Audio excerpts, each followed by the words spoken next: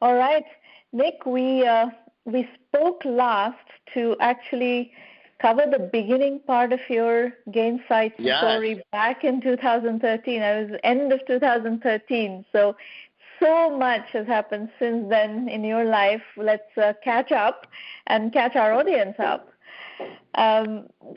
Could you go back? Do you remember what was happening? What were the new things that were happening after 2013 that you can quickly highlight through and help us continue the conversation? Yeah, absolutely. I mean, I don't even know where to start, but it's great to connect with you again. We 2013 is when we launched Gainsight. So that's, literally eight, almost 9 years ago. And, we were, we had this vision that as companies moved to kind of cloud and SaaS business models, they had to focus more on their existing customers and focus more on retaining those customers, expanding them, and focus on kind of the customer lifetime value. And we thought over time that would lead to companies really saying, I want to really figure out how I can, understand customer adoption, customer retention, customer onboarding, not just kind of selling and marketing to the customer, but everything after the sale. And when we launched the company, honestly, this was kind of a new concept. I mean, the concept of taking care of your customers wasn't new, but the concept of having to do it in this sort of new business model and with digital technology, and that was a brand new thing. And then the customer success, which back then was a new concept, people mostly didn't know what it was. And now you fast forward, years later, and, there's 150,000 plus customer success managers in the world. According to LinkedIn, last year, it's the 6th fastest growing job in the world. Every tech company has a customer success initiative.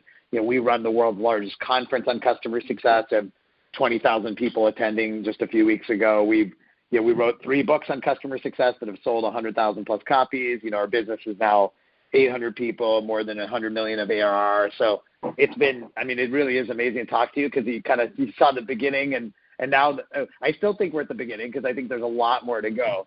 But you've seen a big chunk of our story to date. So, So since we are still kind of focused on doing entrepreneur journeys, can you talk about some of the highlights of the, let's say the period mid-2015, the middle of the decade, 2014, 15, 16 timeframe, what was happening to the business? As you started finding product market fit and people were starting to wake up to the promise of, customer management, customer success management, what was that doing to your business? Yeah. So, early on, we had to really focus on creating a category, because people didn't know that they needed this. I think there's some businesses, you create a new technology for an existing need, and that's very different, right? You're not trying to convince people that they need something. You're trying to convince people that they need your thing, right? That's very different. So most technologies, like, for example, Zoom is probably one of the best examples ever where it wasn't a new concept. Obviously, all of us had used video conferencing before, but most of us had liked it, right? And then Zoom came out and said, hey, video conferencing that actually works, and it's amazing, and you love it. And so that's different, right? You don't have to convince people of the need. You have to convince people why your technology. And what's changed it with Gainsight was we had to convince people of the need for customer success, not just for technology, for the whole concept. And so early on, we spent a lot of time on convincing people about that through, creating an event and writing books and blog posts and basically evangelizing. And so it's a very different story from a lot of startups because we had to do a lot of that category evangelism early on.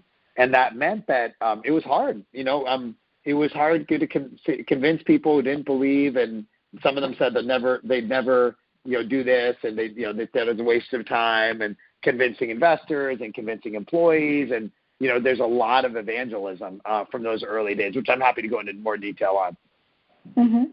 Well, the advantage of starting a category and establishing value is you also get to own the category in the beginning. So that's exactly helpful. Right. Yeah. Right. Okay. So in terms of the strategic elements, what were some of the things that you did as you were growing that really infused momentum into your journey? So one thing that it's a good question. Momentum is a really important point. One thing we did was this conference we do every year, and I think it became something that it's the conference about customer success, and we'd invite people in the customer success field as well as CEOs and so on. And I think one thing that happens with in-person events is you go to an event and you look around and you see all these other people doing this thing too, and it makes you more confident that you should do it, right? It's just natural human behavior, right? If you see other people doing something, you're a little more confident that you should do it too. If you're the only one, you wonder, is this the right thing? Should I really do it?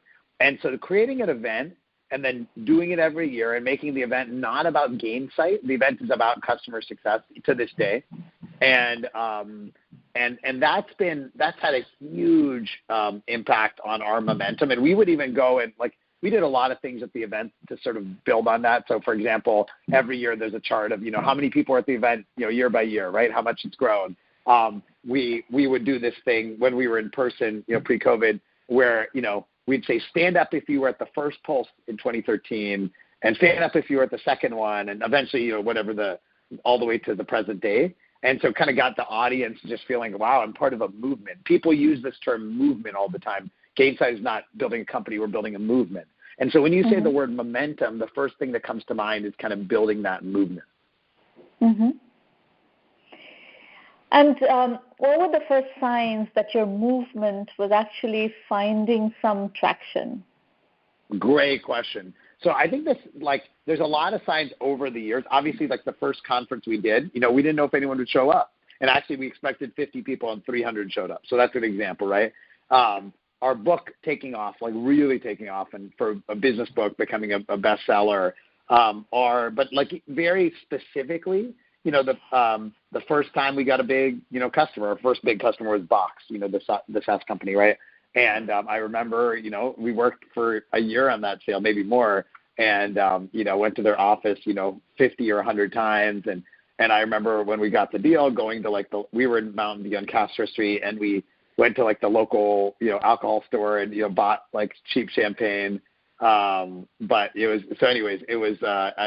are some momentum stories. Later on, I remember a couple years later, the first time we got a big 6-figure deal without me being involved at all. So as an entrepreneur, that's another kind of stage, you close the deal without you at all involved. I mean, that's pretty cool, right? Because it means your company's kind of growing up.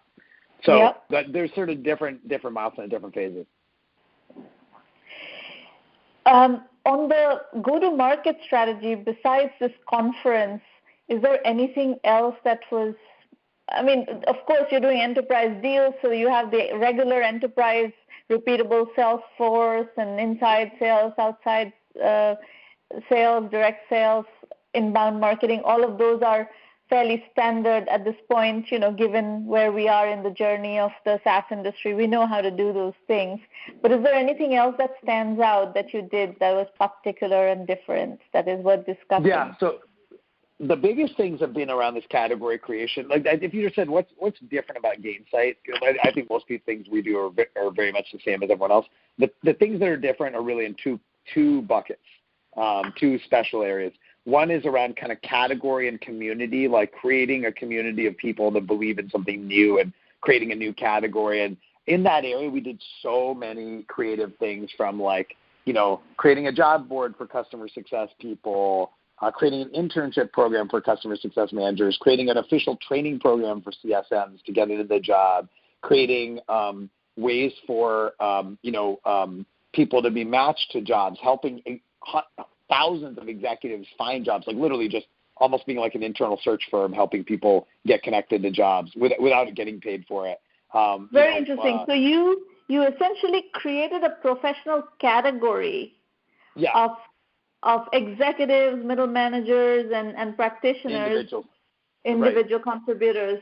Very interesting. That's really cool. Yeah. So was this really like a job board, or was we did all of it. We have a job board. We still have a job board. We do that. That's probably a smaller part of it. One of the biggest things we've done, you build a kind of, you're building brick by brick, right? So I personally have done, let's say, at least 1,000 calls with customer success managers, executives who are trying to figure out their next role, or CEOs who are trying to hire their next customer success executive. So I've sort of been think of like what a recruiter does, right? And I've done over the years, every week I do, 5 of those. I mean, to this day.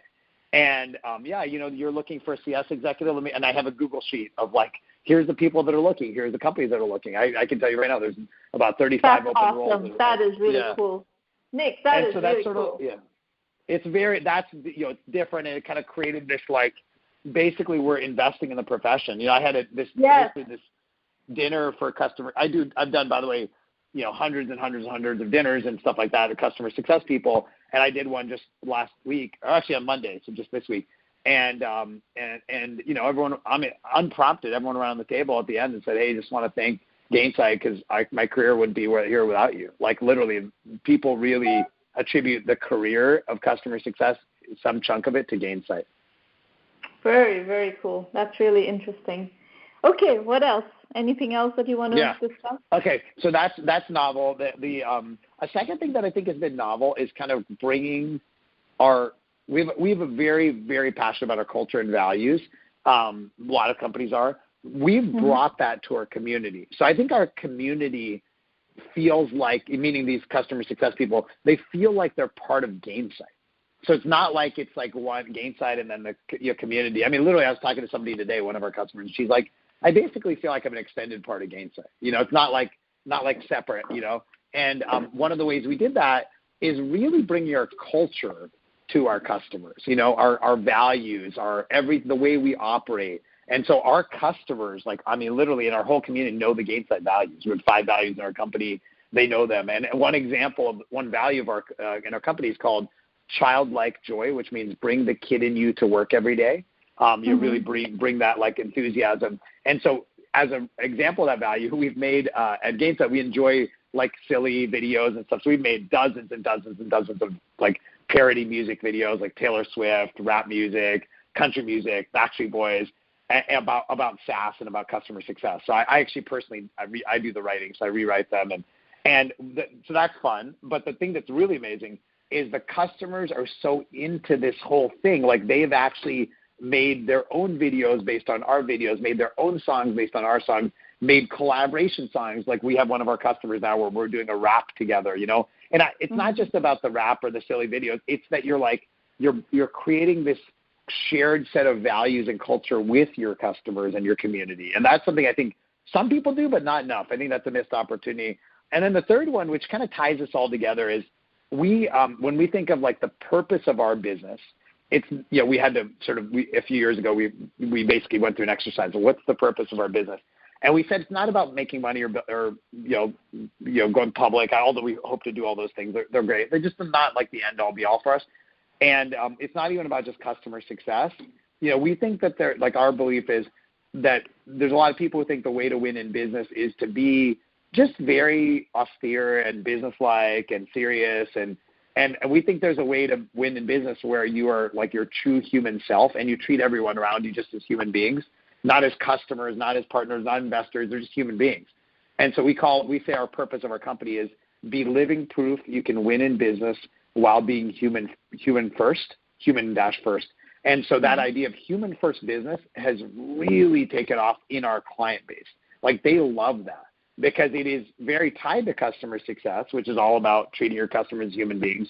But also I think it captures the spirit of a lot of people that are in the profession. And so all this stuff is all tied together, the community, the category creation, the culture, and the customer success. Like all of it is sort of like this one big thing, which is just breaking the walls between the company, the customers, the community, everyone. It's all in one kind of big collective. So that's how we think about it. Okay. Talk to me about competition. When you create a new category, there is always, in the beginning you're on your own, but then competition is a healthy thing to establish a category. So talk to me a bit about how that phenomenon has evolved as you build the category. Yeah. So we had competition the whole time. And actually when we talk about human first, one of the things we talk about is we want to be human first to competitors too, because they're just human beings too. there's nothing better about us than them. We just, maybe lucky that if we have market share advantage, but, they're good too. But what's happened is, in the early days, we were venture backed, and there were 3 other venture backed companies at the same kind of like era as us. And then over the next 8-9 years, there have been maybe 15 or 20 venture backed companies in the customer success software space. For whatever reason, and I can explain my hypotheses and why, we've been able to be the sort of far and away leader. So, we're 110 million of ARR, something like that. And the number 2 player in the space is 16 million of ARR. And the number 3 is about 10 or 12. And the number 4 is, 5 or 6. The number 5 is like 2, right? So you add it all up, and Gainsight's probably about 80% of the market in terms of revenue. And so we have been able to be the whole way kind of end-to-end, far and away the leader, and it kind of the gap is sort of widening. Now, a couple thoughts on that. Like, one is, so how did that happen? I think a big part of it is because we focused on the category and the community and the jobs and stuff, and not just like marketing Gainsight. I think that just built a connection with the community and the customers and all that, and allowed us to sort of define the category. Like, we wrote the book on customer success, literally, right? And so, 100,000 CSMs, when they learned customer success, they learned it based on our book. And so that whole kind of concept is like sort of allowed us to shape the category and define what it is. And so that's one reason I think we've been able to be the leader. The second one is early on, we focused on the kind of bigger companies that we thought would be the brand names everyone would want to work with, the Boxes, the Workdays, the DocuSigns, and so on. And I think that allowed us to have not only the right logos, but also the right product direction that would allow us to be the innovator. And then the third thing we did was we really invested in R&D. So despite the fact that we had such a big brand and category creation, the entire time of Gainsight, we've had more than half the employees in R&D. And so we really invested in the product and building a significant differentiated product. And Gainsight, functionality-wise, definitely is, there's a huge gap between anyone else and us. And so those 3 things together of sort of like the category creation and the community, and then, we're focusing on bigger customers, and then, basically investing in R&D, I think that allowed us to have pretty big differentiation versus anyone else. Now, the reality is, that's just part of the answer, because the real competition for Gainsight is just like, people not doing customer success or people doing it without technology, right? So being the leader, we respect our competitors a lot. We don't focus on them at all. We focus on our customers, and we focus on helping the customers evolve to this new model. And so the way we go from 100 million to $1 billion of revenue is 100% about convincing the broader world that customer success matters and you need technology. We couldn't get there off the competitors because the amount of spending is too little, right? So if I'm hearing you right, it's a new category, so all the spending and the budget is new. So you are basically winning new deals all the time. It's not like you're taking business away from competitors. The market is large. Everybody is finding new customers and basically increasing the TAM as all of you are going along at the moment. That's right. Still. Exactly. Yeah. It's really been more of a market growth game versus like a market share game. Yeah, that's right. Okay. Let's switch topics and talk a bit about financing strategy. And I know you did something recently. Right. So talk me through the full financing strategy. Yeah, absolutely. And that was a big part of it too, because early on, it's expensive to create a category. You have to do these events, you have to hire people, and honestly, the sales don't come right away. And so it wasn't, overall we raised $150 million, so it wasn't like in modern days that's not a lot of money anymore. Although obviously in earlier days that was a lot of money. We raised our first round, $6 million Series A from Battery Ventures. In February 2013, and they really believed because they had a lot of early SaaS companies as portfolio companies, like for example Marketo. They were an investor in Marketo, and that allowed them to see the need for customer success like firsthand. And so they were the first round, and then the second round was Bain Capital Ventures, and the third round was Bessemer Venture Partners, and the fourth round was Insight Venture Partners, and the fifth round was Lightspeed. So those are our first five. I'll talk about Vista in a sec. And so in those rounds, largely they were investors who had seen the need in their portfolio and kind of believed ahead of our actual numbers. Now our valuations in hindsight of modern world would be modest, but at the time were pretty high. And it was always because investors sort of believed in the potential. And also, I think they saw that we had the right team to execute and that we were the leaders in the space and so on. And so the first, 5 rounds weren't hard, as I mentioned.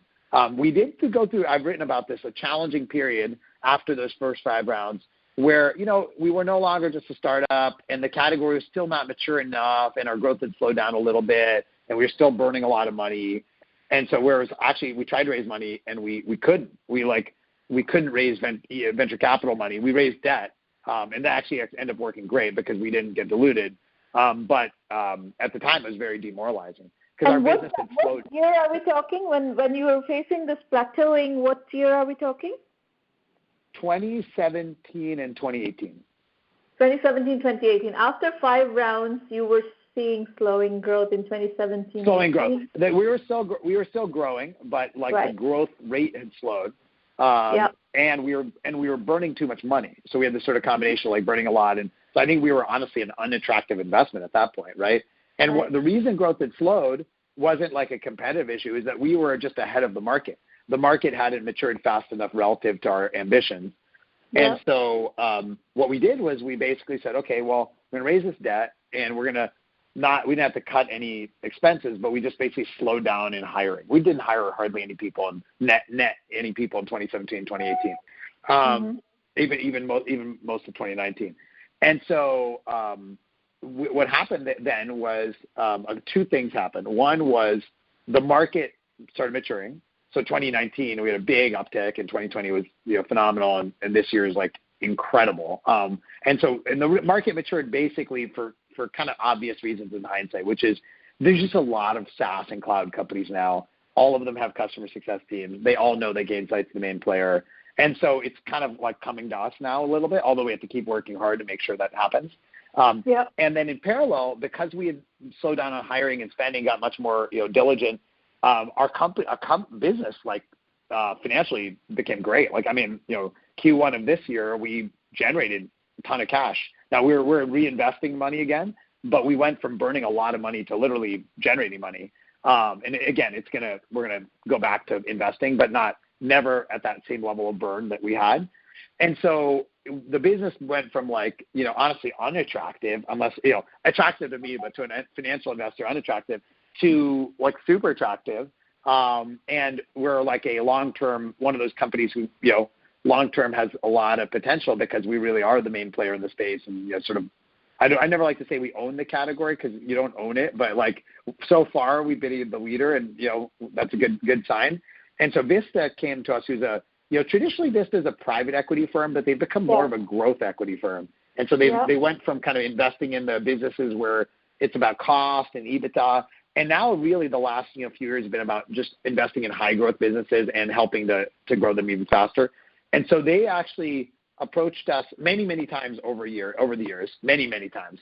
And actually a lot of their portfolio companies use Gainsight. So they had this sort of firsthand knowledge of Gainsight. And they approached us and said, hey, we'd love to work with you. And we were no, we're too small. We're not ready. And then in early 2020, we said, okay, well, maybe we'll entertain a conversation. Now, that was in early March 2020. And then obviously, the world went on hold for a little bit. And so we put our discussions on hold. But then they reconnected with us in October 2020. And, they asked us how our business did. And I said, oh, we did great this year. Although we feel for everyone affected, business-wise, pandemic hasn't affected us. And so because of that, I think that kind of is a little bit of a litmus test of a company, how you did in 2020. And so because of that, they made an unsolicited offer to basically become the majority shareholder in Gainsight. So we still have a lot of our early shareholders and our employees and myself, but they basically go in and, buy the majority of the company. And that a couple things happen. Number one is you get to give liquidity to your employees. Our employees worked so hard over 8 years, so that was really wonderful as a CEO to do that. And they pay, they valued the company at $1.1 billion, so it was a great, first outcome for people. And then on top of that, really help us invest for the future. So we actually went back to investing more and increasing our burn a little bit and hiring a ton of people this year. So we went from like not hiring people for several years to now, this year we're going to grow from 700 at the beginning of the year to about 1,050 in employees. And so, they really want to invest. They give us some secondary. And then the third thing is, we think there's an opportunity to build a platform around Gainsight. We've already done one acquisition of a company that helps businesses drive product adoption with technology that runs inside your application. And and we think we can do a lot more, both organically, meaning building our own products, but also M&A. And so Vista is very good at, doing M&A. And so that's the third reason. So we basically worked with them to give our employees secondary to double down on investment in the company and to, do some M&A. And some of the earlier investors have cashed out, or are they all still in? Early investors, the earliest investors cashed out because they made so much money. The like middle and later investors they call it rolling, meaning like they kept their investment in for the future. They kept them. Okay, great. Yeah. Very good. Nick, that's a very, very helpful overview of what you've been up to. Is there anything else that you want to include in this conversation? No, I think this is great, and I love what you do. Honestly, it's great you profile people. So, but if I close out, I just say like our story isn't about Gainsight. It's about this incredible customer success community of a career and just how it's thriving. And frankly, that's what gives us energy. Is just like to be able to be part of a career and people's jobs is like a great honor. So that's what we really love. Very good. Very good. I enjoyed very much listening to you, and we look forward to doing the story. Awesome. Hey, good luck, and we'll talk to you again soon. Thanks so much. Yeah. Bye. Take care. Bye.